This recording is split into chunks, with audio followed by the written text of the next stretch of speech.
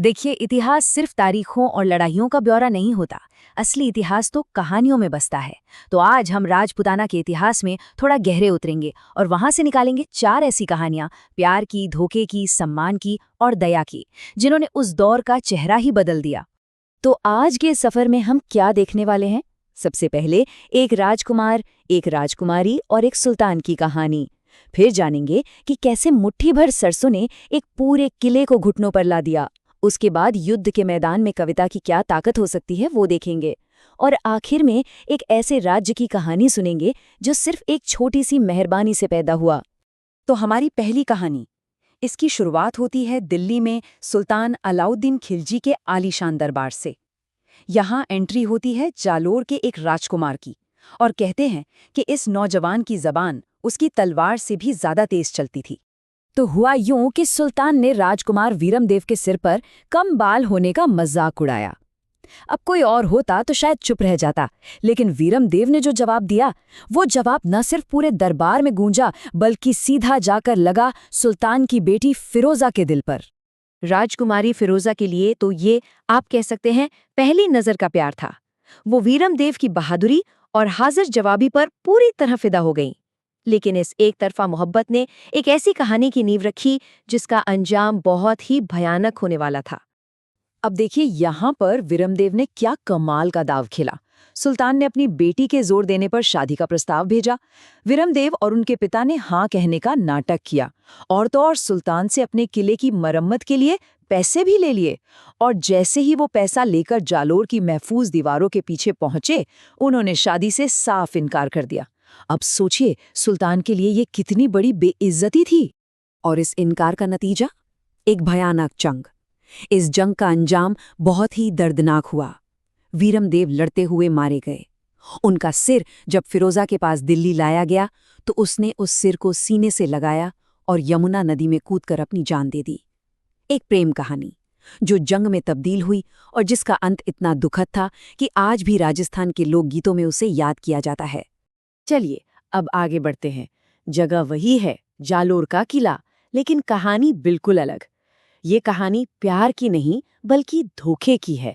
और इस धोखे से एक ऐसी कहावत पैदा हुई जो आज तक हमारी जुबान पर है। तो इस कहानी में हमारे सामने 2 लोग हैं।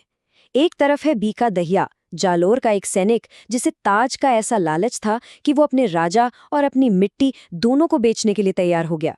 और दूसरी तरफ है उसकी पत्नी हीरा दे, जिसने ये दिखा दिया कि राजपाट से बढ़कर भी कुछ होता है, और वो है सम्मान। तो बीका दहिया ने खिलजी को किले का एक राज बताया। उसने कहा, आप पूरे इलाके से जितनी भी राई यानी सरसों है, सब खरीद लीजिए और उसे किले की दीवारों के चारों तरफ छिड़कवा दीजिए। अब सवाल ये है कि इससे क्या होगा? उसने बताया, जहां की दीवार कच्ची मिट्टी से बनी होगी, वहां राई रात भर में उग जाएगी। ये एक शानदार तरकीब थी। किले की कमजोरी पकड़ में आ गई, लेकिन इस तरकीब की वजह से राई की मांग इतनी बढ़ गई कि उसके दाम आसमान छूने लगे। और बस यहीं से वो मशहूर कहावत बनी, राई राय भाव रात ही गया। इसका मतलब क्या है? इसका मतलब है कि किसी चीज की कीमत या कोई मौका बस थोड़े समय के लिए ही होता है। जैसे राई के दाम सिर्फ उस एक रात के लिए ही आसमान पर थे, अगली सुबह उनकी कोई पूछ नहीं थी। मौका हाथ से गया तो गया। चलिए, अब एक और मैदान जंग की तरफ चलते हैं। ये है दत्तानी का युद्ध। और ये लड़ाई इसलिए बहुत दिलचस्प है क्योंकि यहाँ कौन किसके साथ है और कौन किसके खिलाफ, ये समझना ही मुश्किल था।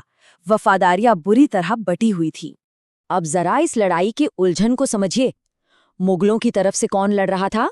महाराणा प्रताप के सगे भाई जगमाल और राव चंद्रसेन के बेटे राय सिंह। ये दोनों वो लोग थे जिनके परिवार मुगलों के सबसे बड़े दुश्मन थे, और ये लड़ रहे थे सिरोही के राव सुल्तान के खिलाफ। मतलब रिश्ते नाते सब ताक पर रख दिए गए थे। इसी लड़ाई के बीच एक दरबारी कवि थे, दुर्साजी आढ़ा। वो भी घायल होकर मुगल सैनिकों के बीच पड़े थे और सबने उन्हें मरावा समझ लिया था। जब जंग खत्म हुई तो सिरोही का एक सिपाही बचे खुचे दुश्मनों को खत्म करने के लिए निकला। उसकी नजर दुर्साजी पर पड़ी। अब तलवार उठने ही वाली थी। जैसे ही सिपाही ने तलवार उठाई, दुर्साजी ने अपनी पहचान बताई, मैं एक चारण कवि हूं। अब जो चारण होते थे उनका समाज में बहुत सम्मान था। वो सिर्फ कवि नहीं, इतिहासकार भी थे। सिपाही को यकीन नहीं हुआ, उसने चुनौती दी, अच्छा तो फिर हमारे जो सेनापति समर सिंह अभी वीर गति को प्राप्त हुए हैं, उनकी शान में एक छंद सुनाओ, अभी इसी वक्त।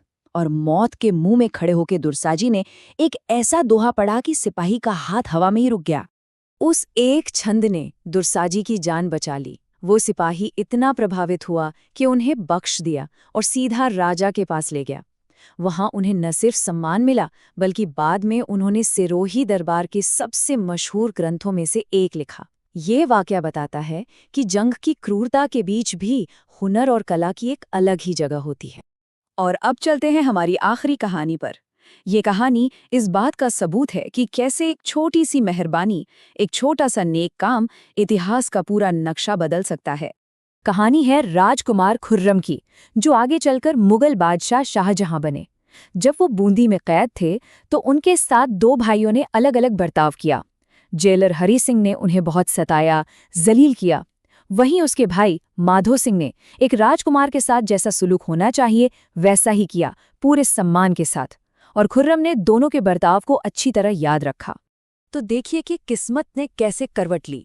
राजकुमार खुर्रम कैद हुए, बूंदी के राजकुमार माधो सिंह ने उन पर दया दिखाई।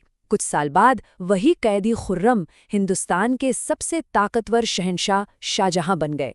और बादशाह बनते ही उन्हें माधो सिंह की वो नेकी याद आई, और उस नेकी के बदले में उन्होंने बूंदी से एक हिस्सा अलग करके एक नया आज़ाद राज्य बना दिया। और शाहजहां ने उस नए राज्य का पहला आज़ाद शासक बनाया माधो सिंह को। उस राज्य का नाम था कोटा। सोचिए, एक छोटी सी दयालुता ने न सिर्फ एक दोस्ती निभाई, बल्कि एक पूरा राज्य खड़ा कर दिया जो सदियों तक कायम रहा। तो एक राजकुमारी का प्यार, एक सैनिक का धोखा, एक कवि का हुनर और एक राजकुमार की दया, ये कहानियां सिर्फ किस्से नहीं हैं। ये हमें याद दिलाती हैं कि इतिहास को बड़ी बड़ी लड़ाइयाँ और साम्राज्य तो बनाते हैं, लेकिन उसे असल में जिंदा रखती हैं ये छोटी छोटी इंसानी कहानियाँ। तो सवाल ये उठता है कि हमारे अपने इतिहास में ऐसी कितनी ही कहानियाँ दफन हैं जिनसे हम आज भी बहुत कुछ सीख सकते हैं।